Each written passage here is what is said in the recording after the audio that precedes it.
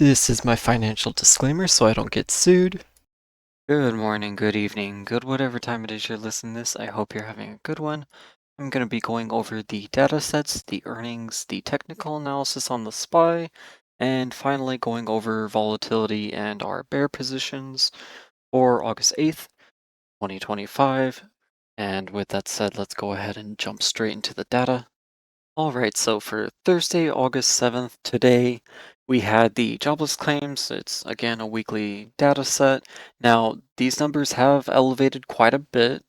Just remember, we need to stay below the 2 million mark, and currently, right now, we're starting to get very close to that. Just really keep an eye on the jobless claims next week and the week following.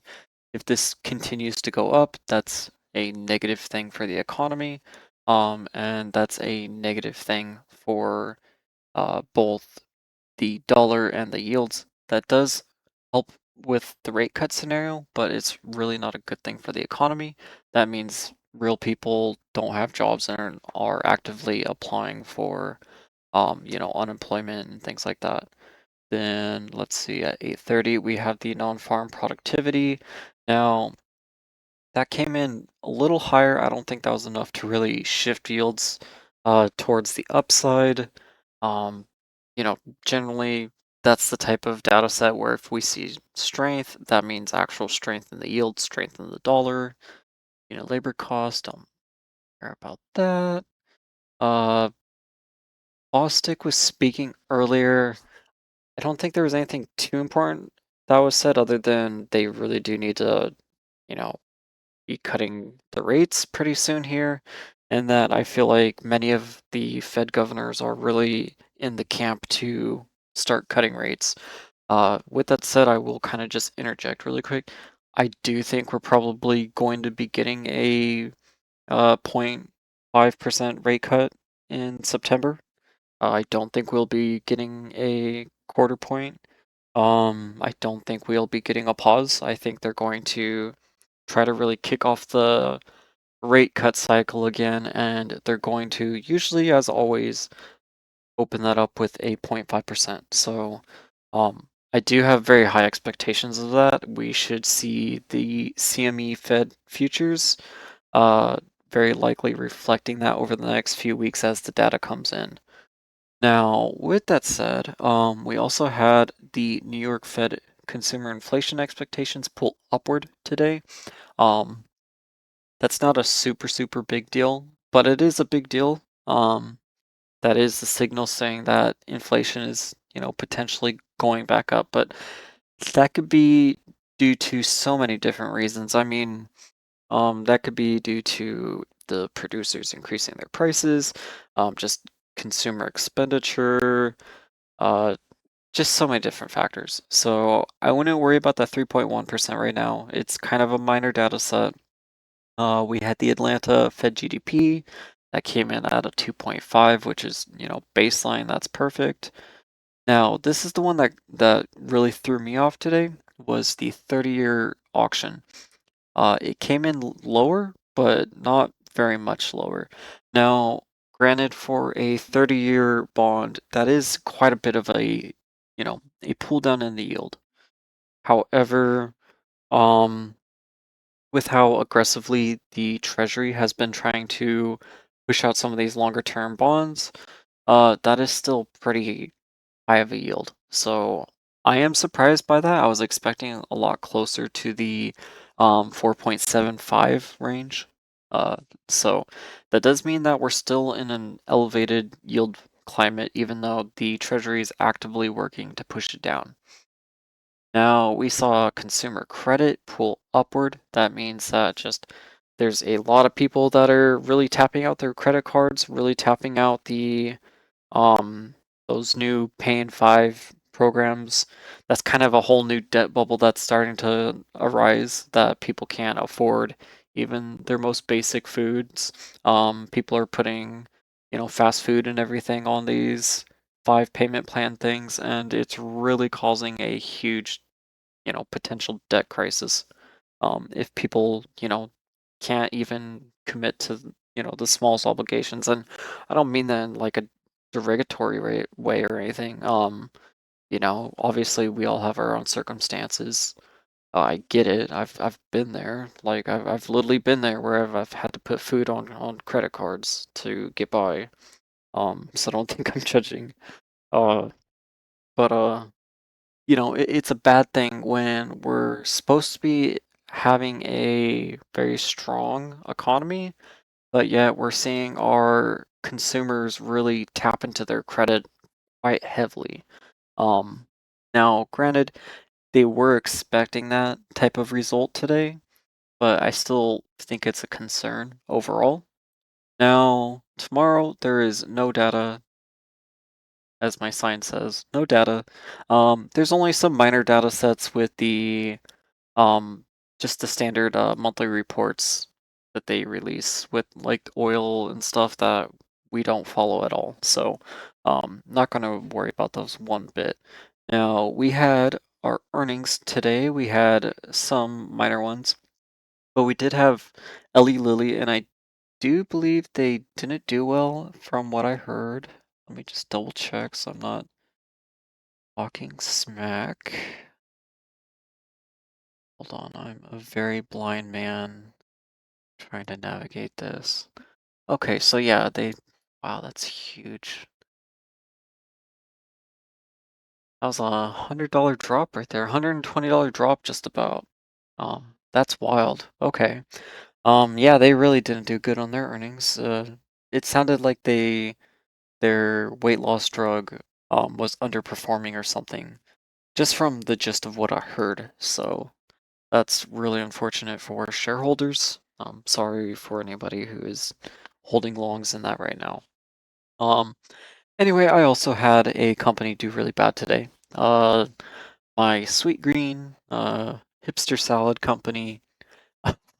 I had to cut my shares. They are projecting like no cash flow, no growth. It's pretty dead in the water for the next year. So, I lost a little bit on that, but it is what it is.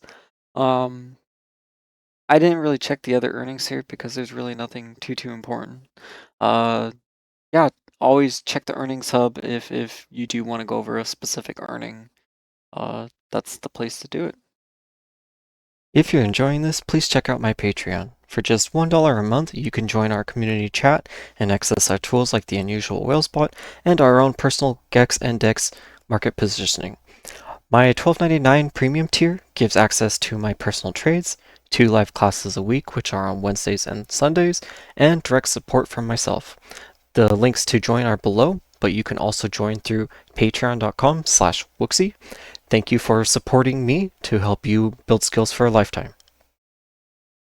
And getting into the SPY technical analysis, as always, let's go ahead and open our daily time frame and our moving averages and our Bollinger Bands, and let's dig into it. So let's see what's going on. We had kind of a weird day today. Uh, Near close, it was pulling down towards the price that we all kind of expected and really wanted. And then right towards the end of close, they pulled it up to the the 632. So, and we had the market price close at 632.25, and since the 5 mile is currently at 629.18, we should expect that to pull upward, and I'm going to kind of really zoom in here for a moment because there is some very key things going on here. Um, with that said, we should see the market, or we should see the 5 mile pulling upward very, very close to that 630 range, very likely above it very slightly. Now, we should also be seeing our 20 mile here pulling upward as well. Now, I do want to go over, hold on. So let's base the 5 mile around that 630 range, but if it's higher, just make sure you mark it down on open. I really do think it's going to be around that 630 range just because we did have that major sell, uh, you know, 5 sessions ago, and it is going to account for that in the total um, output. Anyway, so I'm I'm going to say that the upper bounds of the 5 mile right now is going to be around that 632 range, 632.40-ish, give or take. And the lower bounds of the 5 mile is going to be around the 628, almost exactly around that 628 range. Now, that gives us kind of a wide day on the 5 mile itself, but I want to cover both the 10 mile and the 20 mile, but I want to cover the 20 mile first just because it is closer to the 5 mile right now, and they're basically going to be right at the same level. The 20 mile is going to be pulling upward tomorrow. It should open basically right at that 630 range, maybe slightly above it. Um, it's going to be very close to the 5 mile. So you can essentially use the 5 mile range for the 20 mile. As long as the 5 mile isn't like a full dollar above it. If the 5 mile is a full dollar above it, then ensure you mark down the exact level of where the 20 mile is, where the upper bounds of the 20 mile is, and where the lower bounds of the 20 mile is, because even that dollar difference could really make a major impact. Now, a big factor here today is that the 10 mile was at the 632.17. And where was the upper bounds of the 10 mile today? It was at the 634 30-ish range. And the high of the day, even though it was originally at, let's see, it originally was at the 630, almost 637 range towards open. It pulled down. Um, and then we saw it pull back up. So when it pulled back up, it hit a very key level, and it was that 10 mile range. The high of the day towards the end of the day was actually almost right exactly at the top of the upper bounds of the 10 mile, which is that 634.51. Almost exactly the upper bounds of the 10 mile right now. So be aware of that. If the market was trying to use this for liquidity, uh, potentially they're working to test that level. And I'll go over that in just a second. But the lower bounds of the 10 mile range is going to be basically that 630. Uh, Pretty much almost exactly at that 630. So we are still heavily testing these moving averages. Now, a couple things are going to happen tomorrow. The 5 mile will very likely pull above the 20 mile just by a few cents. I don't expect it to pull up even a full dollar. It can. I could be wrong with my math here, but I don't expect that. Now, um, essentially, when the 5 mile is below the 20 mile, that is super bearish. That is basically the beginning of the bear trend. Now, we are going to have the 5 mile pulling above that range again. It doesn't mean the end of the bear trend there. It just means that more room needs to be tested. Now, we had some very key things happen here, and it's going to sound very confusing for a moment, but it's kind of like weaving different pieces of yarn, okay? The green ones, obviously the 5 mile, the blue one's the 10 mile, the purple is the 20. And between each of these moves, generally the 5 mile is going to be tested.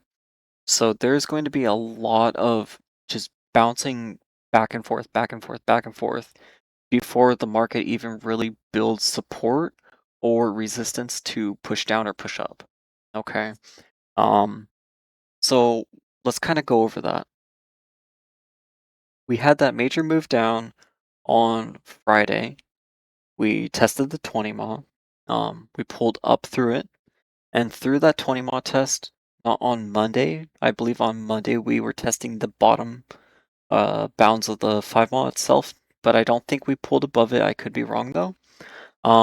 Tuesday, we pulled above the 5 mile, tested the upper bounds of the 5 mile itself, uh, hit the 10 mile, and then the next day pulled back down, tested the actual 5 mile upper bounds again, tested the lower bounds just a little bit, pulled back up, um, and kind of retested the 10 mile again. Now, today we had kind of the same thing, but now we do have this 20 mile here. So as we're pulling down, as we're pushing into this 5 mile, we have to be very, very aware that we could be also testing the 20 mile at the exact same time. So it's a lot of just tangled wires here. Um, so what we do know is that our final test here, that has happened was the 10 mile test. So from that 10 mile test, what we can expect is generally a push downward to retest the 5 mile. Okay. So I'm just going to mark something and hopefully my screen isn't full of drawings right now. It is, but not too bad. So we're going to go with it. Hold on, horizontal ray. I'm gonna put it right there. Okay. So this horizontal ray I am putting there for a reason. And the reason is, let's see, I want to show that 10 mile level. So now that we have tested the 10 mile, we now should expect a move downward to the 5 mile. Okay, and that 5 mile is going to be slightly above. Let's move these like this. I'll make it a little easier. So for those who might be colorblind, um, this is the 5 mile line right here that I have in my cursor right now. It's on the bottom. It's slightly above the purple 20 mile line, and that's just to show kind of where it's going to be tomorrow. Same with this 10 mile. This is the blue line right here, the 10 mile. So it's showing how constricted our move is here. Now, very likely we should pull down tomorrow to retest the 5 mile. From that 5 mile range, that means we can test the 20 mile. Then from the 20 mile range, that means we can retest the 5 mile and head down. I'm gonna hide the drawings again and start heading down towards that bottom Bollinger, which really isn't that far from us right now. It's about $13 away, which really that could be a whole single day session at this point. Now, at the same time, we also have our upper Bollinger starting to get closer to us. It's currently at the 639.65, and that's going to pull upward slightly. Again, as our 20 mile pulls up, that's going to pull upward. So that's going to be around the 640 range. And now that we're seeing a lot of, potentially really bullish structure in here, and I'm going to hide the moving averages and the Bollinger Bands for a second. But if this continues upward, and I'm going to open the drawings, then this is going to kind of break this structure. I don't know why my drawings decide to mess up when I open up my phone. Um, we're going to redraw that just one moment. But we had this area over here that we were potentially expecting as a, uh, right shoulder for this head and shoulders. If this continues heading upward, then this will be invalidated. Okay. Um, and with that said, if that gets invalidated, then we've been talking about this, but there's the 639, basically that's 640 range, and the bulls just need to take that cup again, and potentially, they'll break this bear structure. From the broken bear structure, they can build that cup, which I'm sorry, I have so many different drawings on here, I apologize. But they can break that head and shoulders, build the cup. From the cup, build some sort of handle, break this larger consolidation channel that we've been talking about through this last week, the ones highlighted in blue right now, and they can build more structure to head upward towards the top of that major buying channel. Okay, so that's what the bulls are looking forward to right now. Again, the bears, we're just looking forward to that 5 mile being retested. And from that 5 mile being retested, we're looking for the 20 mile to be tested. And from that 20 mile test, we are looking for that lower Bollinger. It's right at the bottom of this consolidation channel right now, almost exactly. let me go ahead and, yeah, it is right at the bottom of that consolidation channel right now. So if they want to tomorrow, they can test all those ranges and pull it right down to the lower Bollinger. Um, we'll have to see. It's kind of just a very contentious zone right now. And we are going to go into the 4-hour time frame. I am going to quickly hide these structures, just if you want to see them really quick. That's what we're working with right now. Okay, for the bear structure, that's kind of where we expect the 10 mod to be and where we expect the 5 mod to be. But I am going to erase some of these brackets just for a moment. So what is potentially building right now is that we have two structures, and I'm going to highlight the bear structure first. We have this potential head and shoulders building. Okay. So if we don't continue pushing upward, and I'll show you what to look for in just a moment. I just want to make sure to color these all properly. Now, there's kind of two different bear or bull structures you're looking for invalidation here. The first one is this micro cup right here. Okay, if this turns into a cup, heads right back up to the 639 range, then obviously that's breaking this head and shoulders.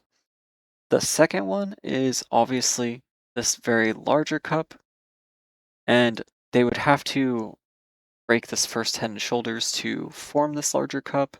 But if that does happen, then potentially look for this larger cup to form. From the larger cup, we look for bear structure up here. From the bear structure up there, we look for bull structure at the bottom to form the cup and the handle to create the breakout. I know it's not the best drawing, I apologize. Um, my wife wants to come in here. It's her birthday and I'm doing a video right now. I'm almost done. She's glaring at me.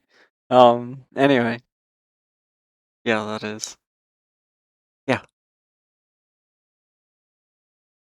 Anyway, so that's kind of what we're looking for from both the bull and the bear aspect. Now, again, this is a super contentious area because this can very easily come right back down. And I'm gonna delete the bull structures for a moment. And this will fill out this larger inverse cup that we've been talking about. And this potential cup and handle that we've been discussing for a while now. And let me tell you, if this is what they're doing here, it's been very, very difficult to tell because they have been pulling up, pushing down, pulling up, pushing down. Um, very, very difficult to tell which way they want the liquidity to go.